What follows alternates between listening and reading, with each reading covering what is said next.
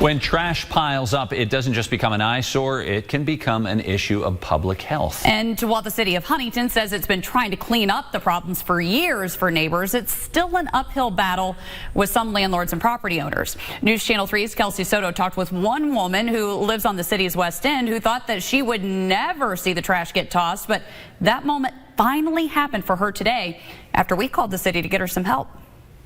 There it goes. I am so happy about this. For Rebecca McDermott, one person's trash is certainly not her treasure. Been looking at that for 2 months. Yeah, and I am so glad I'm done seeing this. She's lived in the West End of Huntington for 10 years now, and she takes pride in her neighborhood, her home, and her yard. But she says, unfortunately, not everyone does the same. We want to be safe here.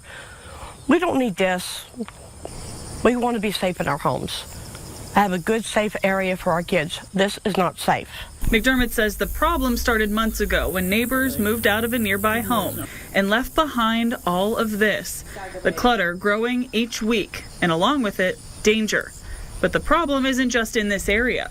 More piles than I have manpower. The city of Huntington says more than 80% of complaints that come in end with compliance by cleaning it up. The Public Works Director, Jim Insko, says it's still an uphill battle when it comes to the rest. For McDermott, well, she's no longer down in the dumps because while I was visiting with her, I called the city about what they've been dealing with. And within a few hours, the filth was hauled away. I really appreciate them. I appreciate you and WSAZ. We watch y'all all the time, so this is great. McDermott says she's grateful for one less worry. Thankfully now I don't have to have that fear when I go to bed at night that something's going to go on out here and then be almost like a domino effect. And I am so thankful for you helping with this. I really am. And is excited to show her neighbors the results when they get home. Kelsey Soto, WSAZ, News Channel 3, Huntington. Now, Kelsey also just received word that the city has issued warning notices to 2 properties on that very street today.